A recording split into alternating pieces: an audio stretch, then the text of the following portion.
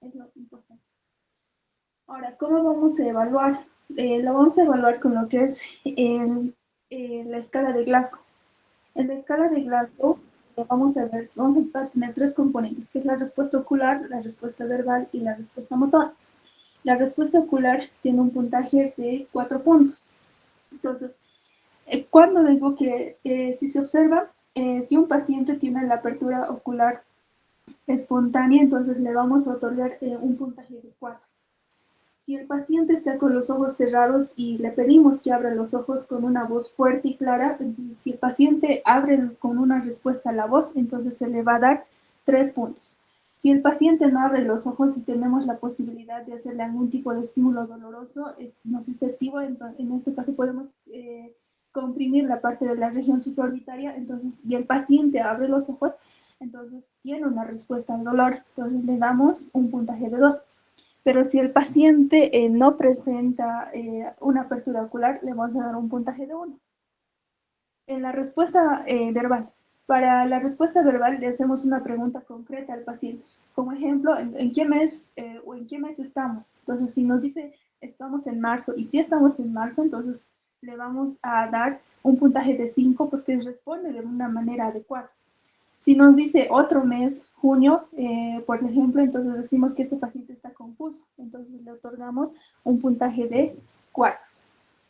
Ahora, si dice otras palabras inadecuadas que no son inapropiadas, entonces le otorgamos un puntaje de 3. Y si emite chillidos, le otorgamos, o sonidos incomprensibles, le otorgamos un puntaje de 2. Y si no existe ningún tipo de respuesta, le vamos a otorgar el puntaje mínimo, que es de 1.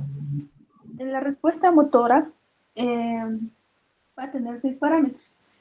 En aquí, si le pido al paciente que muestre los dedos de las manos o que levante la mano izquierda o la derecha y el paciente nos obedece, entonces le vamos a otorgar 6 puntos.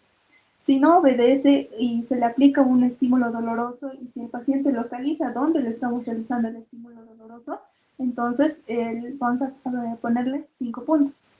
Si el paciente ante el estímulo que vamos a poner escapa o retira de donde estamos generando el estímulo, entonces le vamos a dar una puntuación de 4. Pero si como respuesta al estímulo, al dolor, el paciente presenta un estímulo que podría ser la flexión anormal de los brazos, entonces se le otorga un puntaje de 3 puntos. Pero si tiene una respuesta extensora anormal, le vamos a poner 2 puntos. Y finalmente, si no hay una respuesta, le vamos a otorgar un punto. Un paciente entra en estado de coma cuando el puntaje de la escala de Glasgow es de 8 a 3. Las alteraciones que van a haber a nivel de la conciencia van a ser primero la confusión, que va a ser la disminución leve de la alerta, que va a estar asociada a una desorientación temporoespacial. El paciente se va a perder primero en espacio, no va a saber dónde se encuentra, luego se va a perder en tiempo, no va a saber ni qué hora es, ni qué día es, ni en qué mes se encuentra. Por último, y lo último que se va a perder generalmente en pacientes con Alzheimer es lo que es la persona, o sea, no se va a reconocer ni a sí mismo. La somnolencia, que es un estado en el que el paciente tiene mayor tendencia al sueño. En este caso, los pacientes se encuentran dormidos. O sea, cuando tú le quieres preguntar algo, por ejemplo, le preguntas, ¿cuál es tu nombre? Se despierta, pero te responde, pero se vuelve a dormir después. Entonces, por eso dice que estos pacientes tienen mayor tendencia al sueño. El paciente estupor, o también los pacientes estupurosos, es un paciente dormido que solamente va a despertar cuando tú le aplicas algún estímulo doloroso. Aquí tenemos algunos ejemplos. Entonces, los métodos para intentar obtener respuestas en pacientes inconscientes o estupurosos se pueden aplicar lo que es en el arco supraorbitario, en el lecho unguial de los dedos, ya sea de las manos o de los pies, en el esternón o en la articulación temporomandibular. Entonces, la característica de estos pacientes es que solo van a despertar tras la aplicación de estímulos dolorosos. El coma va a ser el estado en que se pierden las funciones de la vida, de relación, y se van a mantener las funciones vegetativas. En aquí va a estar relacionado lo que es De la capacidad que tiene el ser humano de comunicarse con el entorno y consigo mismo se va a deber fundamentalmente a dos elementos, que va a ser el sistema reticular activador ascendente y el contenido del cerebro. Esto lo vamos a volver a ver lo que es en el último lote en neuro, en donde el que un paciente entre en coma se va a deber sobre todo a la alteración del sistema reticular activador ascendente. Este paciente va a mantener sus funciones vegetativas, la respiración, la deglución, la presión sanguínea y la termorregulación, pero va a perder lo que es el nivel de conciencia. La actitud o postura. Entonces, la actitud o postura va a ser la posición que va a adquirir el paciente. El más común, el decúbito, que es la postura o la manera que va a asumir el paciente, ya sea de forma pasiva, sin esfuerzo o con un mínimo esfuerzo. Este a su vez se va a dividir en decúbito activo y pasivo. El decúbito activo se va a dividir en indiferente, referencial y obligado. ¿Cuándo vamos a decir que está en decúbito activo indiferente? Cuando el paciente cambia de posición de manera voluntaria, no necesita ningún tipo de ayuda para, o sea, él solo va a cambiar de posición. Cuando decimos decúbito activo preferencial, cuando el paciente adopta una posición para calmar o evitar el dolor, las posiciones antiálgicas. Cuando decimos decúbito activo obligado, cuando el paciente no puede cambiar de posición. Aquí, sobre todo en los pacientes que usan férulas, tienen que mantener, o yesos, tienen que mantenerse en una posición, obligadamente. Este es el algoritmo diagnóstico del decúbito, que en donde si no puede adoptarlo puede ser una ortopnea. Eso también lo vamos a volver a ver acá. Entonces, las posiciones, la más común, decúbito prono-ventral, la decúbito supino-dorsal. La decúbito lateral, que en la anterior clase lo hemos visto, es que se podría presentar en la trepopnea, en donde el paciente generalmente esto en derrame pleural, porque los pacientes tienden a ponerse en decúbito lateral sobre el lado, en este caso donde se adopta el derrame pleural.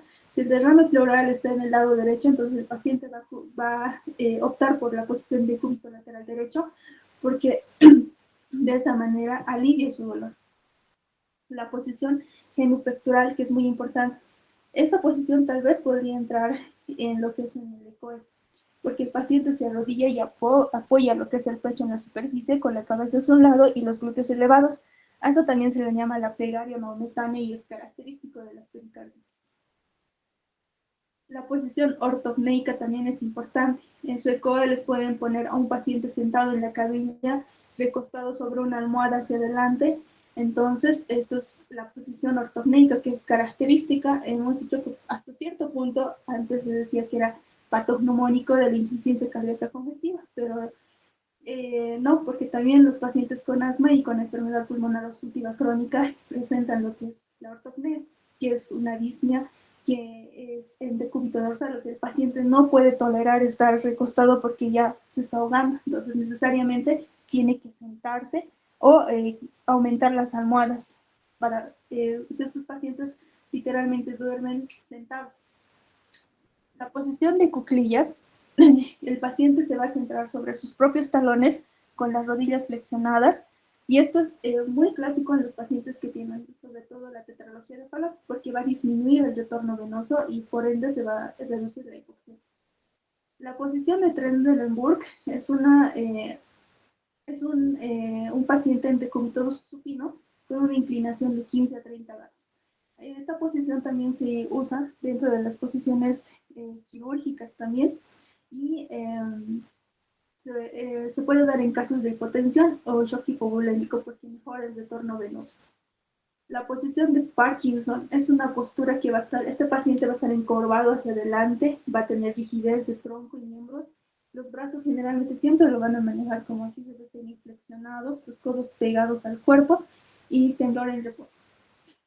La postura en gatillo de fusil es el decúbito lateral con el cuello hiperextendido, la espalda arqueada y los miembros semiflexionados. Es característico del tétanos generalizado en una fase severa. El opistógono puede entrar a su examen parcial, que es la hiperextensión extrema de cabeza y columna, con el cuerpo arqueado en donde el paciente se apoya sobre sus talones y sobre el occipucio. Esto es característico del tétanos y también de la meningitis. En la pleurostótonos es similar al opistótonos en lo que es el encorvamiento, la inclinación asimétrica solo de la mitad de un tronco.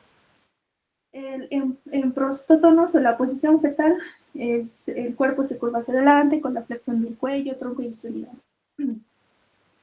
La postura de decorticación, que son la flexión de brazos sobre el pecho, muñecas y dedos flexionados, piernas extendidas y en rotación interna. Esto por el daño de ambos fascículos córticos finales. La postura de descerebración es la extensión rígida de los miembros superiores. Entonces, decorticación es la flexión de brazos y la descerebración, la extensión rígida de los miembros superiores.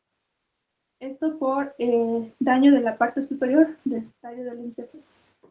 El hábito. El hábito corporal va a ser el aspecto externo general del cuerpo que va a estar determinado por la constitución física. Entonces, esto va a depender mucho de la nutrición y el estado de desarrollo de cada persona. Lo podemos dividir en tres, que puede ser ectomorfo, mesomorfo y endomorfo. El ectomorfo va a tener una constitución delgada, poca masa muscular y las extremidades generalmente van a ser largas.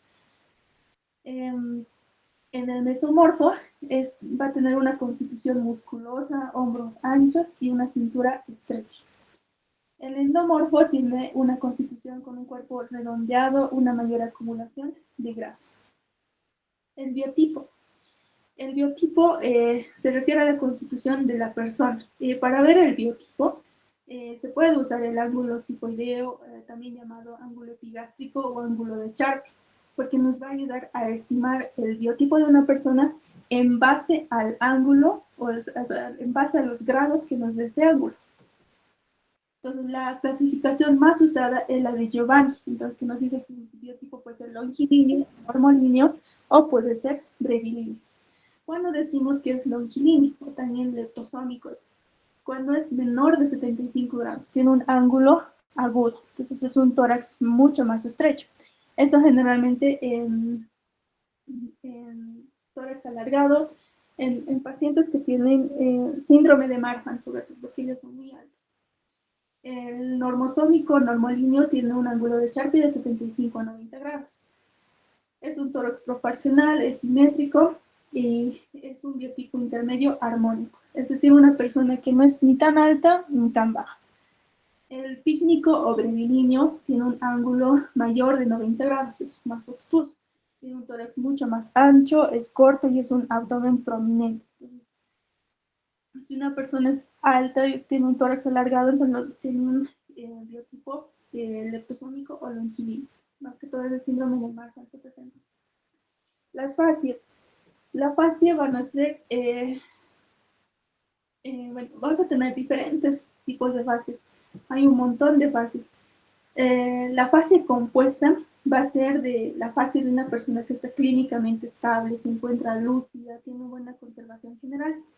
Dentro de sus características es que va a tener una expresión facial tranquila, serena, una coloración cutánea normal, piel hidratada, sin sudoración excesiva, movilidad facial conservada y tono muscular normal. Es la fascia normal, compuesta o no característica también. Tenemos un mundo de fases que hay, entre esas las fases de origen neurológico, está la fase parkinsoniana, la fase del síndrome de Claude-Bernard-Horner, la fase por parálisis facial periférica y la fase sardónica o la máscara tetánica, que es muy importante que puede ir junto con la posición de los histótonos. La fase del síndrome de Claude-Bernard-Horner tiene la disminución de la hendidura palpebral. Esto en oftalmos, porque su tríada clásica es ptosis palpebral, miosis y enoftalmos. Entonces, como hay disminución de la hendidura palpebral, sobre todo se debe por la ptosis palpebral, la congestión de la conjuntiva. Entonces, su tríada es muy importante, podría ser pregunta de examen. La fascia por parálisis facial periférica. Hay una hemiatrofia facial, la incapacidad para poder cerrar el ojo, que es el signo de Bell, la epífora, que es el lagrimeo involuntario constante, y la desviación de la comisura labial. Y la frente lisa del lado afectado se pierde, lo que son las arrugas en la frente. Las fases de origen cardíaco. La más importante es la fase mitral, donde va a haber ligera rubicundez, cianosis de pómulos, orejas, nariz, labio y mentón, y la palidez del resto de la cara. Después tenemos la fascia cianótica por cardiopatía congénita, la fascia por infarto agudo de miocardio. También es importante porque es una fascia pálida que va a reflejar angustia, ansiedad y dolor. Va a tener un tinte gris plomizo, color piel por la estesis vascular, y este paciente se va a encontrar sudoroso. Entre otras fascias tenemos la fascia adenoidea, la fascia mediastínica, la fascia edematosa y la fascia neumónica. La fascia neumónica es importante. En las características va a tener el paciente una mirada brillante y el enrojecimiento de una de las mejillas. Generalmente, si la neumonía se encuentra en el campo pulmonar derecho, entonces el enrojecimiento de la mejilla va a ser en el lado derecho. También el aleteo nasal por la disco. Otra fase importante es la edematosa, por edema de la cara, prominente de los párpados, por la laxitud del tejido celular subcutáneo que hay, y es característico del síndrome nefrítico. Estas facies, la fascia cushignoide, que la característica es la cara redonda o de luna llena, rubicumbres de pómulos, acné e hirsutismo, vista de frente que quedan ocultas. Las orejas, como en este caso, no se observan bien, están casi no se las ve. La fascia addisoniana, que es una fascia inexpresiva. Hay lo que es la hiperpigmentación de la piel, oscurecimiento de la piel, como se ven aquí. Hay la presencia de pigmentación gris o marrón en boca, encías, alrededor. Entonces, ojos hundidos y expresión de tristeza. La fascia mixedematosa, también llamada fascia hipotiroidea, es una cara abogotada, hinchada, inexpresiva, cejas despobladas, generalmente en la cola, y párpados inferiores tumefactos abombados. Entonces, esto es muy importante describirlo cuando avancemos lo que es cara. Vamos a ver qué tenemos que llenar en la parte de cejas, ojos, párpados y demás. Tienen cabello áspero y escaso, piel rugosa, espesa y seca. La fascia hipertiroidea, o también llamada tirotóxica. O también otro le dice la fascia de Basedow por la enfermedad de Graves-Basedow. Las características es que tiene una fascia adelgazada, piel fina, húmeda, pelo fino, exoftalmia bilateral, hendidura palpebral muy separada, la retracción del párpado superior, una mirada fina y brillante. También la expresión de susto o sorpresa, y esto sobre todo por lo que es por los exoftalmos, tienen los ojos muy abiertos. Otra fase importante es la fase lúpica o en alas de mariposa, característico del lupus eritematoso sistémico, que esta reumatología lo van a volver a ver, que es el eritema malar que respecta a los surcos nasogenianos, como se ve, no afecta a los surcos nasogenianos. Otro, la fase ictérica, en un síndrome ictérico obstructivo se puede ver que es la coloración amarillenta de piel, conjuntivas y escleras, también de mucosas. El estado de nutrición. El estado de nutrición bueno, el estado de nutrición sabemos que lo vamos a ver mediante el índice de masa corporal. Cuando el índice de masa corporal está menor a 18.5, según la clasificación de la Organización Mundial de la Salud, tiene un bajo peso y es delgado. Entonces, lo más aceptable es que esté en 18.5 a 24.9. Esta clasificación ya la conocemos. La valoración en el momento semiológico para ver el estado de nutrición de un paciente se va a ver uno, lo que es la inspección y la palpación del panículo adiposo y del volumen muscular. Esto también lo vamos a volver a ver, lo que es en tonitropismo en neuro, pacientes portadores de enfermedades oncológicas en estado avanzado que van a desarrollar lo que es el síndrome de impregnación. Este va a estar constituido por astenia, anorexia y pérdida de peso principalmente. Entonces, uno de los estados de nutrición más severos va a ser la caquexia. También tiene lo que es la fase caquética. Entonces, aquí en este tipo de pacientes se va a observar la disminución del tejido celular subcutáneo, y tienen poca masa muscular, la parte ósea se va a ver muy marcada, los arcos costales, las espinas ilíacas anterosuperiores van a ser muy notorias, las espinas del omoplato, las clavículas, ahí las fosas temporales se van a encontrar excavadas, mejillas hundidas como en acá, y esto generalmente en pacientes postrados en cama y en pacientes oncológicos. La hidratación. La hidratación lo vamos a ver de dos maneras, que es la sobrehidratación, que se traduce en un edema, y la deshidratación. Vamos a tomar en cuenta aquí la deshidratación, porque el edema ya lo vieron en el anterior. La deshidratación no va a ser más que el déficit de agua corporal que se acompañe con un déficit de sodio, porque va a haber depresión de volumen. Las causas más comunes y las más frecuentes de deshidratación va a ser la diarrea intensa. Hay que tener mucho cuidado con la diarrea, puede llegar a un shock hipovolémico, los vómitos, la sudoración excesiva, la poliuria por diabetes mellitus e insuficiencia renal, los grandes quemados, sobre todo si la superficie corporal quemada es mayor al 20%, el uso excesivo de diuréticos y la falta de aporte o ingesta de líquido. Entonces, tenemos varios signos de deshidratación, pero el más importante y el que más se hace y se utiliza es el signo del pliegue, en donde se alza lo que es parte de la piel y esto tiene que volver a su lugar de manera rápida. Si se queda como en acá, si se queda marcado, entonces es signo de deshidratación, signo del pliegue. También se puede usar la sequedad de la mucosa oral, se puede, que es en donde se van a observar lo que son los labios, que son secos, y una lengua que generalmente es costrosa, o también puede presentar una lengua saborreica que es blanca, también puede ser un signo de deshidratación. También lo que es la disminución de la sudoración, en donde se pueden observar lo que son las axilas secas, una taquicardia del reposo, se puede ver mediante la palpación, una hipotensión ortostática, generalmente esto después de la tensión arterial en decúbito dorsal y sentado. La oliguria, que va a ser una diuresis por debajo de 500 ml en 24 horas. Y el paciente también puede presentar letargo confusión, en donde se hace la exploración de la conciencia, se observa la deshidratación que podría ser moderada a severa. ¿Cómo llenamos todos los hallazgos que podríamos llegar a encontrar en la parte del examen físico en la historia clínica? Bueno, el estado de nutrición con el índice de masa corporal. El estado general, generalmente los pacientes siempre van a estar en regular estado general. Nunca van a estar en buen estado general, porque si fuera así no estarían internados o en consulta. La edad aparente, que corresponde con la edad referida del paciente. Si el paciente nos dice que tiene 30 años, pero parece de 50 años, entonces no corresponde con la edad referida. Entonces se pone el nivel de conciencia, lúcido, el psiquismo. En el psiquismo se pone orientación, es el espacio, tiempo y persona. Memoria, eso vamos a volverlo a ver en lo que es funciones cerebrales superiores, la voluntad, el paciente que responde al interrogatorio y obedece las órdenes médicas, la ideación, que el paciente con lenguaje claro y correcto.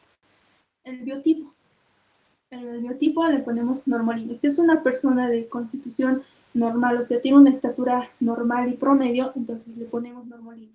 Si esta persona es de constitución baja, tiene demasiado tejido adiposo, entonces se le pone en brevilino. Y si esta persona es de constitución alta, es muy alta, entonces es longilíneo. La actitud de cúbito dorsal, activo, preferencial, indiferente, obligado. La fascia no característica y la hidratación, piel y mucosas hidratadas. En la fascia no característica también se puede poner fascia compuesta. Entonces, de esa manera se llena esta parte de la historia clínica en el examen físico. Y eso sería todo. Si tienen alguna duda, pregunta. Liz, una pregunta, digamos, si he encontrado que hay deshidratación, ¿cómo pongo piel y mucosas deshidratadas, así nomás?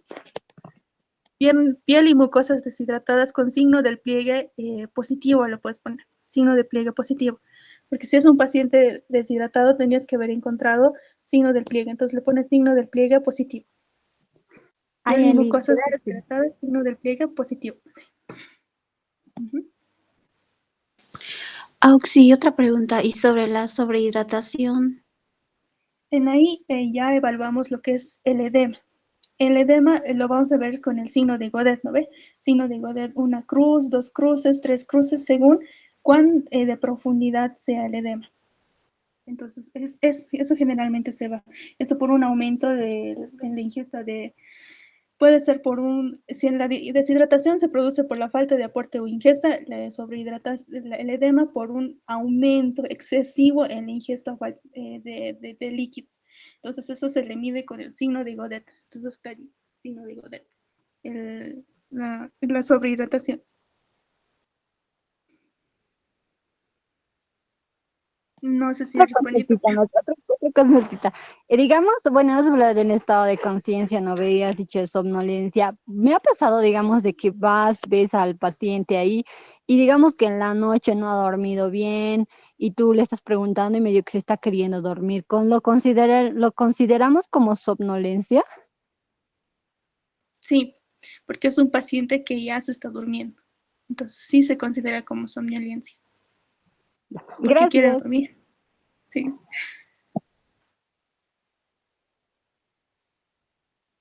¿Alguna otra pregunta?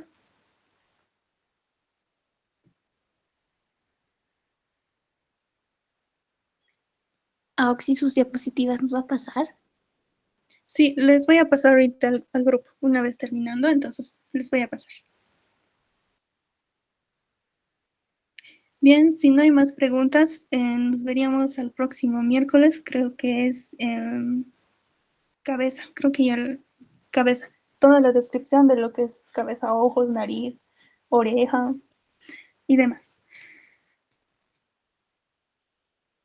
Bueno, eso Gracias. es todo, gracias a todas por asistir, que tengan muy buena noche.